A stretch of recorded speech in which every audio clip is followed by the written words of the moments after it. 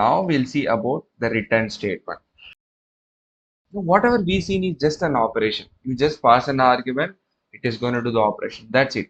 So it is not only the way the function works. Sometimes you do the code, it will do its operation. It should give the data back to you so that with the data you may have to do some other operation. So basically what function to return back something. Okay. So now look at this. Def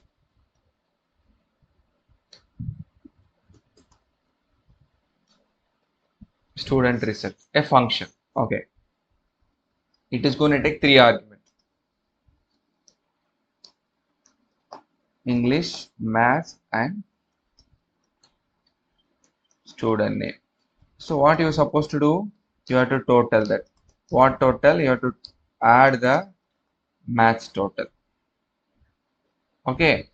So now I'm gonna do the calling student result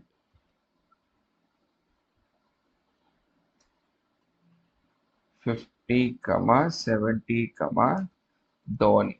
So I'm matching the number of argument. First I should pass English mark, and then I have to pass mathematics marks, and then I have to pass data back to my variable. Dhoni is the data that I'm passing on to the variable student underscore name. Okay.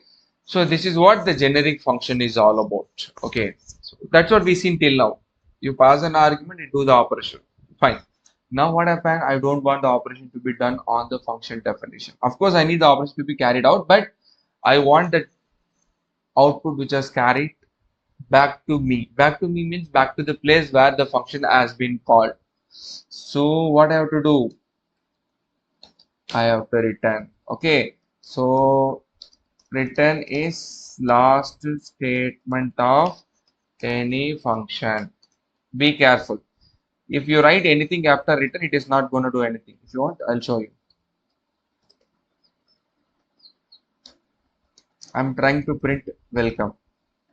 When I run, welcome will not get printed. Very obvious. Because function is return is your last statement. Okay. This is the point. So be careful. Return is last statement of any function. So whatever you write after return, it is of no use. Okay. Now when they return, how where I can see that obviously during the calling. In the calling. See, what is the general meaning of return? English meaning go back to the place where you actually originated, where you actually started. So that's what return, right? Go back to the place where you've been started. That's what return is all about. So that's what when you say that go back, it will go back to the place. So what you can do, you can just print your calling. Whatever you call, you just print directly. Now when I run, what happened? Output is returning none. Why none? It is very evident that return is empty. This look at this. This is empty return, correct? It is not returning. So this is what I want to you to understand, people. Okay. So whenever you get a none as a part of output in a return statement, that means return is not returning anything. That's what the meaning is all about. Now I want to return something total. So now I'm returning the data. So when I return, where it will go? It will go to the place where it has been called.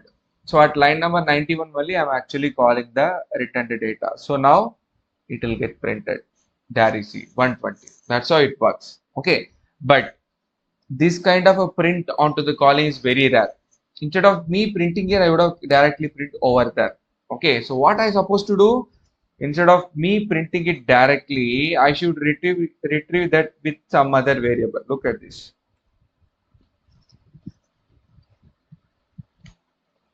My output is equal to that's it. So first get the data back in other variable so that you can do some other operation in future. So this you should do.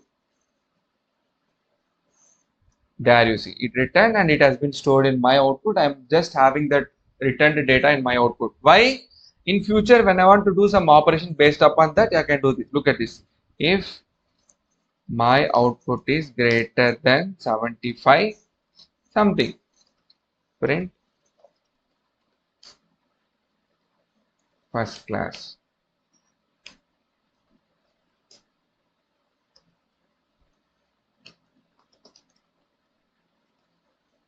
Print second class. That's what you should do.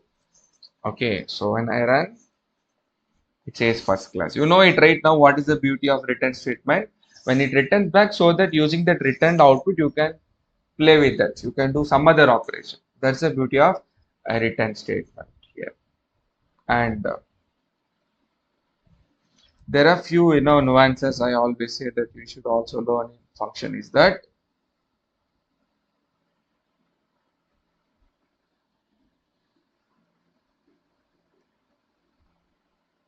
it is not necessary that function should return only one data. It can return any data. Look at this. Now what happened? It is returning two data. It is returning two data. Straightforward. But when I run, some error is showing. It says type error supported between instant of tuple and int. Don't get worried about this. So now what basically happened? You're trying to pass two data. In the return, you're trying to pass two data, but you are retrieving it only one data. So what happened in general in Python when you try to store two data in a single variable, that will become a tuple. Okay, this one. If you try this, now what happened? I'm trying to have two different data into a single variable. So what Python will do? Python will automatically convert this into a tuple. You check it out later. Just print the variable. It will return output in the form of tuple. Same thing. So now what happened? You cannot do the if condition directly because now if is this specific my output is not a single variable output. It is a tuple of output. So what happened? The total will be occupied in the 0th index and student name will be occupied in the first index. So now what happened? You need to consider, you need to use these conditions for your marks. Where is the mark? Mark now is sitting at the 0th index. So you should use this one, 0 of 75. So you can use my name. How to use your name? My output score. My output of 1.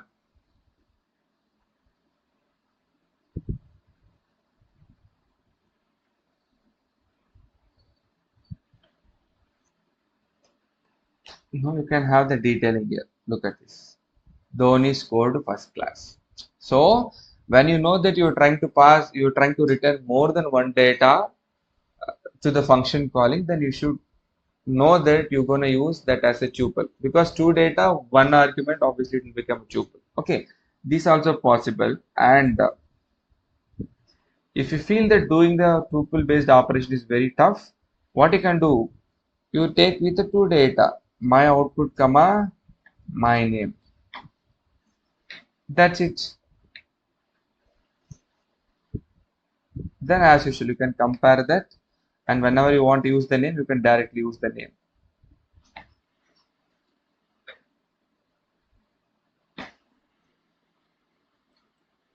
There is. You can directly use this name as well. This is how the function works. This is how the function works. So return can have a single statement, return can without return can come with empty as well. The return can have also more than one argument. Point number 2. While retrieving it, you can retrieve with one argument or you can retrieve with any number of argument. Number depends upon the number of argument that is it is returning. If you want to store all the returned data of the single variable, that will be considered as a tuple. So be careful, be careful. One data you can retrieve with one argument, two data still you can retrieve with one argument, but that will become a tuple. If you feel that you want to use it separately, then you can use the different set of argument for the different set of data that get passed through the return statement. So this is what the beauty of a return statement. Okay, so most probably the 90% of the functions that we do with the projects in real time will have return functions, return statement. Okay.